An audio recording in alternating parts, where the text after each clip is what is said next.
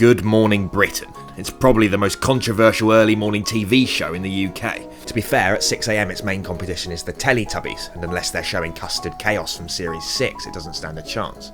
Good Morning Britain is as popular on YouTube today as a panda on a Hoover in the noughties, and the main reason for the attention is its host, Piers Morgan. Why can we not call little girls who love Frozen little princesses anymore? He acts like a magnet for hate, and thus in more violent parts of the country, presumably also like an actual magnet. I'm aware he's a bit of an obvious target, but in my last video I kicked off about a Tory for 2 minutes and everyone loved it, so you've only got yourselves to blame.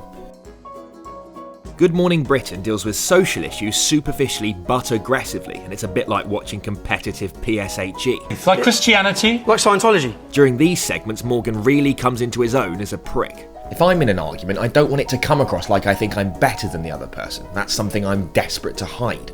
But Piers doesn't seem to have this inhibition. The most striking example of this is perhaps his argument with a black transgender model, where he interrupts like an old person on their first ever Skype call. And then their black Why? counterpart. Where's the evidence for Because that? of white privilege. Really? They have white people. Morgan's a man so privileged he's had to remove one of the barrels from his surname, so it's quite upsetting watching him angrily tell minorities how easy they have it. I resent the idea that all white people are automatically more privileged. I don't think Morgan's done much research if he thinks black people are privileged, but it's just as well, because if he finds out they used to have their own restrooms, he'll probably think that furthers his argument.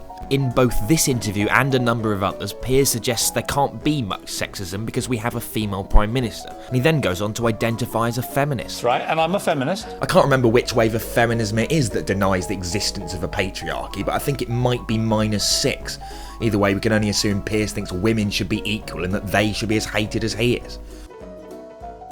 Piers has obviously been employed to be unlikable, and because of this I kind of assumed his opinions were cynically provocative, but now I'm not sure. You see, occasionally the show wheels out someone truly evil, like a man who says you can cure gay people, or a man who says you can't cure gay people. And I feel like a troll like Katie Hopkins would agree with them, or at least act like they've kind of got a point.